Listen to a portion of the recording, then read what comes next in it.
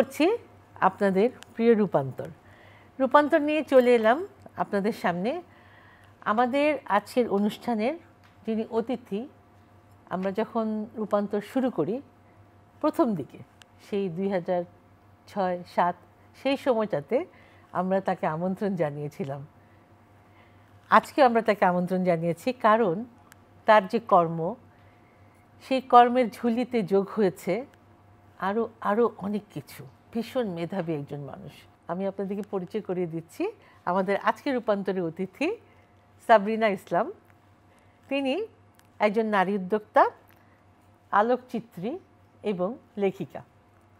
আপা, যখন তুমি এসছিলে আমার অনুষ্ঠানে তখন তুমি নারী উদ্যোক্তা হিসেবে এসছিলে, এন্টারপ্রেনার হিসেবে। তো আমরা ওই সময় তো শৈশবের কথা শুনেছি, আমরা আজকে আবার শুনবো সেই ছোট্টবেলা, যেটাকে আমরা বলি গোল্ডেন হুড। তোমার কেমন ছিল? ছোটবেলার কথা তো ছিল, খুব সুন্দর সময় ছিল। আমরা যখন বড় হয়েছি তখন আমরা ধানমন্ডিতে একটা বাড়িতে থাকতাম, বিশাল বাগান ছিল, দোতলা বাড়ি, অনেক সুন্দর পরিবেশ ছিল, বন্ধু বান্ধব ছিল, পাড়া একটা ফিলিং ছিল, ওই রকম ছিল। তো আমি স্কুলে যেতাম, ধানমন্ডি গভর্নমেন্ট গার্লস স্কুল। তো লিখতাম, তখন আমি চাঁদের হাট ছিল এই পূর্বদেশে, চাঁদের হাট, তারপরে সাপ্তাহিক ললনা, তারপরে ইয়াং অবজারভার, এইসব বিভিন্ন পত্রিকাতে একটু লেখালেখি করতাম, এটা অভ্যাস ছিল। আমার বাবা খুব সুন্দর ছবি তুলতেন, আমার ভাইও খুব সুন্দর ছবি তুলতো, এবং ওর একটা ডার্ক রুম ছিল বাড়িতে। তো আমরা ছবি নিয়ে সবাই খুব উৎসাহী ছিলাম। আমার অন্য দুই বোনও খুব ছবি তুলতে পছন্দ করতো। তো ওই একটা ছোট ক্যামেরা ছিল, একটা ডিসপোজেবল ক্যামেরা, তো ওইটা দিয়েই ছবি টবি তুলতাম। তো ইন্টারেস্ট ছিল ছবির প্রতি। স্টুডেন্ট থাকতে একটা কাজ করতাম আমি, ইয়াং পিপল নামে একটা পেপার ছিল, ওটা যুদ্ধের সময় হানাদার বাহিনী পুড়িয়ে দিয়েছিল, সেখানে আমি কিছুদিন কাজ করেছিলাম অ্যাসিস্ট্যান্ট এডিটর হিসাবে। তখন আবার এই চাঁদের হাটও একটা সংখ্যা আমরা পরিচালনা করেছিলাম। তারপরে যখন নাকি আমি 18 বছরের মতো, তখন আমি ঢাকা ইউনিভার্সিটিতে যখন ভর্তি হই, লতে ভর্তি হলাম। তো আমার বাবা ছিলেন অত্যন্ত উদার মনের মানুষ একজন। উনি আমাদের কোনো দিন, 4 ভাই বোনকে কোনোদিনও বলেননি যে তোমরা এটা নিয়ে পড়ো, এটা নিয়ে পড়ো। আমার স্পষ্ট মনে আছে, আমার সাথে হাঁটছেন আর বলছেন যে তুই কিসে অ্যাপ্লাই করবি। তো আমি অ্যাপ্লাই করেছিলাম ইংলিশ, সাইকোলজি, ইন্টারন্যাশনাল রিলেশনস, ল। তো সবগুলোতেই হয়ে গেছিলো আমার চান্স। তো আমাকে আব্বা বললেন যে আমাদের পাশে না কোনো লয়ার নেই, তুই ল পড়বি। আমি বললাম হ্যাঁ, খুব ভালো। তো আমার সবসময় যেটা, এটা বলার কারণ হচ্ছে কি, আমার সবসময় একটা নতুনের প্রতি, একটা ইনোভেশনের প্রতি খুব একটা আকর্ষণ ছিল। তো লতে ভর্তি হয়ে গেলাম। কিন্তু লতে আমাদের টিচাররা সব ছিল প্র্যাকটিসিং লয়ার। তো ওনারা ক্লাস করতে আসতেন দুপুরে 2টার পরে। তো সকাল কিন্তু আমার ফ্রি। তো ওই সাবসিডিয়ারি ক্লাস যে 2-1টা, মানে সপ্তাহে 2 দিন হতো, ওইটার পরে আমি মোটামুটি ফ্রি। তখন ওই কারিকা নামের অর্গানাইজেশনটা যখন সেট আপ হচ্ছে, আমি তখন তাতে ভলান্টিয়ার হিসেবে যোগ দিই, এবং এভাবেই আমার কিন্তু কর্মজীবনটা শুরু হয়ে যায় সেই 18 বছর বয়সেই। তারপর তো আমি ওখান থেকে থাকতে থাকতে ল পরীক্ষা দিলাম, খুব ভালো রেজাল্টও হলো। তারপর আমি ফোর্ড ফাউন্ডেশন থেকে একটা স্কলারশিপ পাই, সেটা নিয়ে আমি ওয়াশিংটন ডিসিতে পড়তে যাই, ডিপ্লোমা, একটা স্মল বিজনেস ম্যানেজমেন্টের উপরে। ওইটা শেষ করে যখন আমি ফিরি, তখন আমার মনে হলো যে আমার ইন্টারেস্টটা কিন্তু ব্যবসার প্রতি। আর এতদিন, তখন আমি 6 বছর অলরেডি কারিকাতে কাজ করছি, সৃজনশীল একটা কাজ। আমি এই কারুশিল্পীদের সাথে গ্রামে গিয়ে ওদের সাথে ওদের কোঅপারেটিভ অর্গানাইজ করতে সাহায্য করছি। তো আমি একটু হয়তো ভিতরে একটু সৃজনশীলতা ছিল, ওই জন্য খুব ইন্টারেস্ট লাগলো, ব্যবসার প্রতি খুব ইন্টারেস্ট লাগলো। তো আমি তখন ছেড়ে টেড়ে দিয়ে আমি ভাবলাম যে না, আমি চাকরি করি সারাদিন, কিন্তু আমি MBA-টা করে ফেলি। তখন আমি ঢুকলাম ঢাকা ইউনিভার্সিটি IBA-তে। ওখানে গিয়ে MBA-তে ইভিনিংয়ে ভর্তি হয়ে গেলাম। তারপরে ইভিনিংয়ে ভর্তি হয়ে গিয়ে ওখান থেকে তো MBA পাস করলাম, এসে গেলাম সেখান থেকে। তারপরে ঘটনা তো জানোই, উদ্যোক্তা হয়ে গেলাম। এখন উদ্যোক্তা হলো আমার, যেটা সবসময় আমি দেখি যে আমি কিছুদিন পরে পরেই না আমার মনে হয় যে আমার একটা নতুন কিছু করা দরকার, অথবা ক্যারিয়ারটাকে একটু বদলানো, অথবা ওর মধ্যে একটু ডাইভার্সিটি আনা দরকার, আদারওয়াইজ আমরা স্থবির হয়ে যাই। তো আমার মনে আছে, আমি যখন স্কুলে ছিলাম তখন আমাকে টিচাররা জিজ্ঞেস করে না যে বড় হলে কী হবে, তো সবাই এটা বলছে ডাক্তার হবো, ইঞ্জিনিয়ার হবো, আমি লিখেছি আমি জার্নালিস্ট হব। আচ্ছা। তারপরে তো স্কুলে তো গেলো, তখন তো লিখছি, আমি চাঁদের হাটে খুব লিখছি। তারপরে জার্নালিস্ট হতে তো আমি যখন হোলি ক্রসে যাই, তখন আমি ভর্তি হয়ে গেলাম এডুকেশন ডিপার্টমেন্ট। এটা একদম নতুন ছিল। এডুকেশন অ্যাকচুয়ালি B.Ed-এ গিয়ে হতো, আমাদেরটা ছিল IED। তো আমরা কজন ওখানে ছিলাম, তখন আমি ভাবলাম যে টিচার হব। ওই 2 বছর গেল, ঢাকা ইউনিভার্সিটিতে যে তো লতে ভর্তি হয়ে গেলাম, ওইটাও গেল। তারপরে আসলো ব্যবসা। তো ব্যবসা করতে করতে করতে করতে আমি তো আমার নিজের ব্যবসা শুরু করলাম, একটা যে ওই স্টেইন গ্লাস, একদম নতুন ধরনের কাজ। এখানে একটু ইন্টারাপ্ট করি আপা, তোমার কি মনে আছে যে তোমার অফিসে আমি গিয়েছিলাম এবং আমি শুটিং করেছিলাম সেই গ্লাসের উপর, হ্যাঁ, ওই যে গ্লাস ডিজাইন করা, গ্লাসটা কালার করা, ডোর ডিজাইন করা, উপরে ডিজাইন করা, মানে আমার কাছে না এত ভালো লেগেছে, আমার কাছে মনে হচ্ছিল আমি ভেনিস চলে এসেছি, কারণ ভেনিস ওই যে কাঁচ দিয়ে মুড়ানো বানায়, হ্যাঁ টাইপটা এরকম আর কি। তো ওই সময় কিন্তু আমরা প্রোগ্রাম করেছিলাম এই তোমার এই রিফ্লেকশনস নিয়ে। তোমার প্রতিষ্ঠানটার নাম ছিল রিফ্লেকশনস, এখনো আছে ওটা? হ্যাঁ, এখনো আছে। এটা অত্যন্ত একটা ইনোভেটিভ কাজ ছিল। হ্যাঁ, তো এখানে কিছু কিছু কাজ হতো চাইনিজরা এসে করতো, কালারিং করতো টরতো, কিন্তু আমার রিফ্লেকশনস হলো গিয়ে ফুল স্টুডিও। যেমন ওখানে তুমি অরিজিনাল স্টেইন গ্লাস পাবে, স্টেইন গ্লাস ওভারলে পাবে, sandblasting glass, etching glass, colour glass, সব রকমের। তারপর 2015-র দিকে আমি ওটাকে শিফট করলাম। বিটিআই এর একটা হোম ডেকোরের একটা শোরুম খুলেছিল ওই প্রগতি সরণিতে। তো ওইটা ওপেন করার পরে 1 বছরের মধ্যে ওই বিল্ডিংয়ে আগুন লেগে পুরোটা জ্বলে গেল। তো ওইটা আমার এত বড় একটা সেটব্যাক হয়ে যায় যে এরপরে আমি আর শোরুম আর নিই। তো আমার ওইটা ওই আমার অফিস যেটা কারণ বাজারে, অফিস থেকেই আমার কাজটা হয়। আমার স্টাফ ওখানেই বসে, আমি ওখানে বসি। যখন আর শোরুম নাই যেহেতু, ওখানে আমার স্যাম্পলস থাকে। এখন সব কিছু আমি ওই যে কি বলবো, মানে অ্যাপয়েন্টমেন্ট ভিত্তিতে করি। আগে যেমন ওয়াক ইন একটা ছিল না, সেইটা নাই আর। তার আমার কাজও অ্যাকচুয়ালি ওই রকমই, যে আর্কিটেক্ট, ইন্টেরিয়র ডিজাইনারদের সাথে। তো ওরা আমার সাথে যোগাযোগ করলে আমি ওদেরকে আমার ইয়েতে নিয়ে যাই, অফিসে গিয়ে স্যাম্পলস দেখাই, ওইভাবে কাজগুলি হয়। তো এটা আছে এখনো, চলছে এখনো। আচ্ছা, আর ছবি তোলার উপর তো বইও বের হয়েছে। হ্যাঁ, তো আমি যেটা বলছিলাম যে আমার ওই যে কিছুদিন পরে পরে মনে হয় যে একটা নতুন কিছু করা দরকার। তো সেই ইয়ের থেকেই ওই আগে তো ক্যামেরা দিয়ে ছবি তুলতাম না, তো ক্যামেরা দিয়ে ছবি তোলাগুলি ডেভেলপ করা প্রচুর খরচের ব্যাপার ছিল, কারণ একটা ফুজি ফিল্ম 36, তারপর এটা প্রিন্ট করো, ভালো না হলে তো ফেলে দাও। এই 2010-এর দিকে তো একটা ডিএসএলআর কিনলে আমি দেখলাম যে ও বাবা, এটা তো অনেক লাভ, তো আমার কোনো কস্ট নেই, আমি অনেক রকমের এক্সপেরিমেন্ট করতে পারবো। ছোটকাল থেকেই আমি অনেক ট্রাভেল করি, একলা বয়স থেকে। কিন্তু আমি প্রথম ট্রাভেল করেছি সেই 19 বছর বয়সে একলাই। হ্যাঁ, 1 মাস আমি পুরা ইন্ডিয়া ঘুরে টুরে এসেছি। তো আমি অনেক জায়গায় গেছি বিয়ের আগেই একলা একলা, তারপরে বিয়ের পর তো যাচ্ছি। তো আমার ছেলেমেয়েরা বড় হয়ে গেল, ওরা এখন বাইরে পড়াশোনা করে, ওদের ওদিক থেকে যাই। আমেরিকাতে যখন যেতাম তখন একটা করে ওই ফটোগ্রাফি ওয়ার্কশপস হয়, বিভিন্ন এক্সপার্ট ফটোগ্রাফার ইনস্ট্রাক্টররা নিয়ে যায় একটা গ্রুপকে, কোথাও একটা নিয়ে গেল। তো ওইগুলি আমি অনেকগুলো করেছি ওভার দ্য ইয়ার্স। তো ওগুলি করতে করতে ওখানে আমার বিভিন্ন টেকনিক শিখেছি, বিভিন্ন ভীষণ ইন্টারেস্টিং সব জায়গায় ছবি তুলেছি। তো ওগুলি করতে করতে একবার গেলাম আমি কেরালায় গিয়ে আমি ওটা গিয়েছিলাম এমনি, মন ভালো লাগছিল না, আমার মার শরীর খারাপ ছিল, শাশুড়ির শরীর খারাপ ছিল, দুজনে দেখাশোনা করতে করতে আমি খুব টায়ার্ড হয়ে গেছিলাম। তো আমার হাজব্যান্ড আমাকে বললো যে তুমি একটা ছুটি নাও, একটা ব্রেক নাও। তা আমি তখন গেলাম কেরালায় ওই ব্যাকওয়াটার্সে প্রায় 3 সপ্তাহের জন্য। তো আমি তো লিখতাম, তো সবসময় একটা ব্লগের মতো লিখি, তো এটা আমি ওই ফেসবুকে দিতাম ছবি টবি দিয়ে, তো সবাই খুব পড়তো। পরে আবার ওটা ডেইলি স্টারে ছাপাও হলো কিছুদিন। তো আসার পরে আমার শ্বশুর একদিন দেখে বলছেন যে তুমি একটা বই ছাপাও এটা দিয়ে।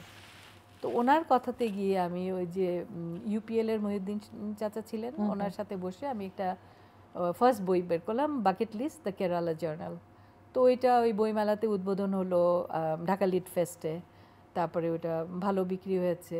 তো ওইটার পরে আমি ভাবলাম যে আচ্ছা, এত বই তো একটা বের করলাম, আমি এক্সিবিশন করি। এর মধ্যে কিন্তু আমি বেশ কয়েকটা কানুর ভাই থাকতেই ওই গ্রুপ এক্সিবিশনে পার্টিসিপেট করেছি। তো একটা সোলো এক্সিবিশন করলাম আমি দ্রিক গ্যালারিতে 2018-তে।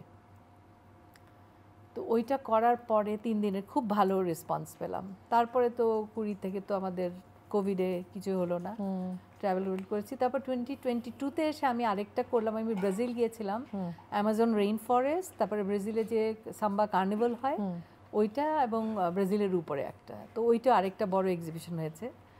এখন এরপরে এত জায়গায় গেছি, এত ছবি তুলেছি। আলাস্কা তো তুলেছি, ওইটা আমার, হ্যাঁ ওগুলা সব আছে।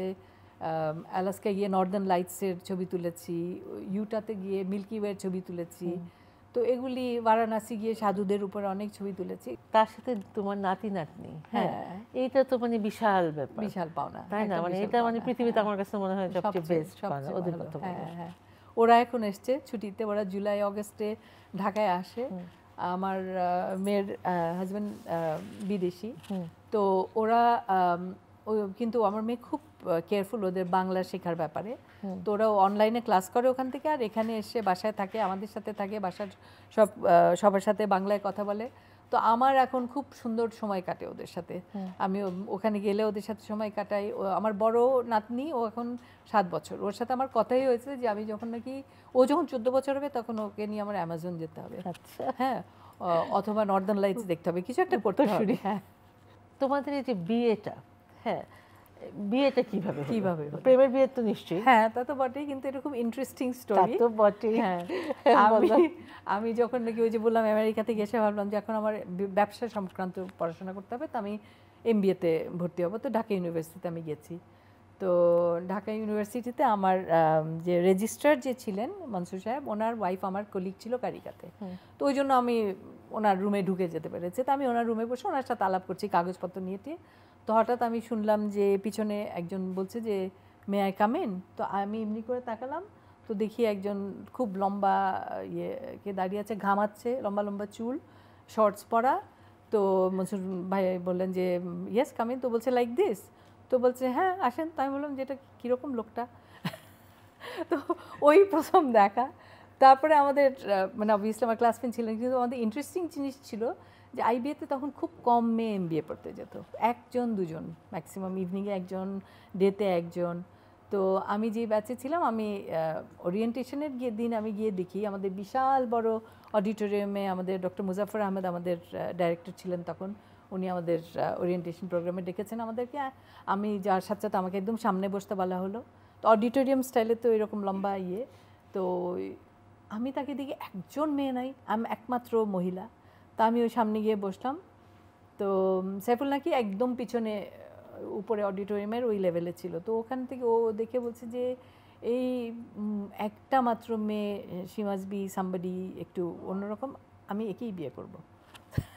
তারপরে আমাদের ওই ক্লাস করতে করতে আলাপ পরিচয়। তো ওই সে থেকেই ভাই কিন্তু মজার মানুষ অনেক। আর সবচেয়ে ইন্টারেস্টিং হচ্ছে যে এত মাই ডিয়ার তোমরা দুজন। আমরা যখন বসেছিলাম একসাথে, আমার কাছে মনে হচ্ছিল এত মিল দুজন, কি মানে মেড ফর ইচ আদার কাপল। হ্যাঁ, তোমাদের মধ্যে কোনো অহংকার নাই, কোনো শো অফ নাই, কোনো কিছু নেই। এত সুন্দর একটা কাপল, যা আমার কাছে খুব ভালো লেগেছে। আমি বলি আমরা তো ছাত্র জীবন থেকেই একজনকে চিনি। আমি তো কারিকার আমল থেকেই কাজ করতাম, তখনও নিজেই রোজগার করতাম। হাজব্যান্ডও তাই, ও পড়াশোনা করে এসছে। আমার শ্বশুর তখন অ্যাডভোকেট ছিলেন, ও যখন নাকি আমেরিকায় যায় পড়াশোনা করে, এসে ও নিজের ব্যবসা শুরু করতে চেষ্টা করলো। তারপরে ও গার্মেন্টস ব্যবসা, তখন ওই টাইম ম্যাগাজিনে একটা আর্টিকেল উঠেছিল যে এটা ফিউচার। তো ও চাচ্ছিল যে, আমেরিকাতে ওর সব বন্ধু থেকে গেছিলো, ও ভাবলো যে আমি দেশে ফিরে যাব, যেন গিয়ে আমি দেশের জন্য কিছু করতে পারি। তো একটা আইডিয়ালিস্টিক একটা আউটলুক নিয়ে এসেছিলো, এবং এসে ও গার্মেন্ট ইন্ডাস্ট্রিতে ঢুকলো এই কারণে যে তাতে অনেক এমপ্লয়মেন্ট ক্রিয়েট হবে। তো আমাদের দুইজনের শুরু সেখান থেকে, স্ট্রাগল করে করে। আমাদের বড় ছেলে রায়ান তখন হয়ে গেছে, তখন আমরা বেতন ড্র করতাম 1500 টাকা। আমি তখন কারিকার কাজ ছেড়ে দিয়েছি। হ্যাঁ, যে বাচ্চা হয়েছে, আমি তো আর কাজ করবো না, বিয়ের আগেই 1 মাস আগেই ছেড়ে দিয়েছিলাম। তো সেই 1500 টাকা তখন দিয়ে আমরা সংসার করতাম। কিন্তু পুনম, আমি তোমাকে অনেস্টলি বলি, এখন পর্যন্ত আমার কিন্তু মেন্টালিটি ওইটাই, যে আমি যদি 1500 টাকায় আমি যা হাসি খুশি ছিলাম, সুখে ছিলাম, আমার এখনও ওইটাতে আমি এখনও মনে করি আমার ওইটাই, ওই রকমই আমি আছি ভিতরে। তো আমাদের আজকের অনুষ্ঠানে তুমি দর্শকদের জন্য কোনো কিছু বলতে চাও?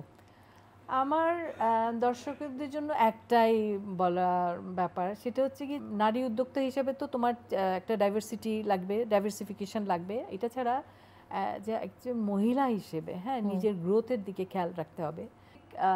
সময় যখনই আমার মনে হয়েছে যে এটা এখন সময় হয়েছে আমি কিছুটা কেরিয়ারে একটা ইনোভেশন আনতে চেষ্টা করেছি। তাতে না তুমি তোমার মাইন্ডটা ইয়াং থাকবে সব সময়, হ্যাঁ, আর স্বপ্ন যেন দেখা শেষ না হয়। হ্যাঁ, কারণ আমি যে ফটোগ্রাফি শুরু করলাম, সিরিয়াসলি যেটা করলাম, তখন আমার বয়স প্রায় 60।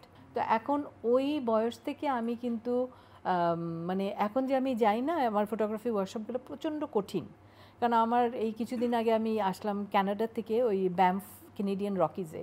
ওখানে আমার ছবি তুলতে উঠতে হয়েছে আমাদের ভোরে 2টার সময়, রাত্রে ঘুম থেকে উঠে 3টার সময় রওনা হয়, 4টার সময় ওখানে গিয়ে পৌঁছাতে হয়। ওখানে ট্রাইপড সেট করো, ক্যামেরা ইয়ে করো, তো একটা জায়গায় যেতে এমন সব মোস্ট অফ দেম যে যেতে হয় যে না, যেমন ধরো 700-800 ফিট উপরে এলিভেশনে, তো এই ব্যাকপ্যাকে এত ভারী ক্যামেরা, ট্রাইপড নিয়ে হেঁটে হেঁটে উপরে ওঠা নামা অনেক কষ্টকর। হ্যাঁ, কিন্তু এগুলি কষ্টকর করলে হলেও আমার মনে হয় নিজের স্ট্রেংথ বাড়ে, এবং আমার মনে হয় কোনো দিনই মনে করা উচিত না আমি পারবো না। কোনো কিছুই অসম্ভব না, এইজ কোনো ব্যাপার না, age is not a matter, age is just a number, it's just a number. আমাদের যে মেয়েরা সবসময় ভাবি কি যে আমাদের বয়স হয়ে গেল, আমরা ফুরিয়ে গেলাম। হ্যাঁ, আসলে বিষয়টা তা না, আমাদেরকে আসলে নিজেদেরকে রিচার্জ করতে হবে। হ্যাঁ, রিচার্জ করতে লাগবে, নিজের মনটাকে ফ্রেশ রাখতে হবে, বই পড়তে হবে, গান শুনতে হবে, ক্রিয়েটিভ কাজ করতে হবে, মন কথা বিজি থাকতে হবে, বাচ্চাদের সাথে খেলতে হবে, ইয়াং পিপলের সাথে মিশতে হবে, তাহলে মনটাও এরকম থাকে। আমি কিছুতেই আমার বয়সটাকে আমি অ্যাকসেপ্টই করতে পারি না। হ্যাঁ, তোমার কিছুই বয়স হয় নাই, বুঝছো, অনেক সুন্দর আছো। আর আমাদের অনুষ্ঠানে আসার জন্য আপা অনেক অনেক ধন্যবাদ, কারণ তুমি এত ব্যস্ত থাকো, এত ব্যস্ততা তার মধ্যে থেকে সময় বের করে আসা। তুমি ভালো থাকবে। তুমিও ভালো থাকবে। আমি তো দর্শকদের কাছ থেকে বিদায় নিয়ে নিই। আমাদের আজকের অনুষ্ঠানে আমি যাকে আমন্ত্রণ জানিয়েছি ভীষণ মেধাবী একজন মানুষ, তার কাছে শেখার আছে অনেক কিছু। এবং শেষ করার আগে আমি একটা ছোট্ট সামাজিক সচেতনতার জন্য একটা কথা বলতে চাই, যে আমাদের সমাজে শিষ্টাচার বলে একটা কথা আছে। হ্যাঁ, যে আপনার বাড়িতে আপনার বাবা মা, বয়স্ক বাবা মা যদি থাকেন, আপনারা ছেলে মেয়েরা দয়া করে তাদের সাথে উঁচু গলায় কথা বলবেন না, এবং যথেষ্ট সম্মান দিবেন। আপনি কথাটা মনে রাখবেন যে পৃথিবীটা কিন্তু তাদের জন্যই দেখা। হ্যাঁ, বাবা মা হচ্ছে অনেক বড় সম্পদ আপনার সন্তানের মতোই। ভালো থাকবেন, অনেক ভালো থাকবেন। আমি চলে আসব এই দিন এই মুহূর্তে আপনাদের সামনে আপনাদের প্রিয় কোনো অতিথিকে নিয়ে।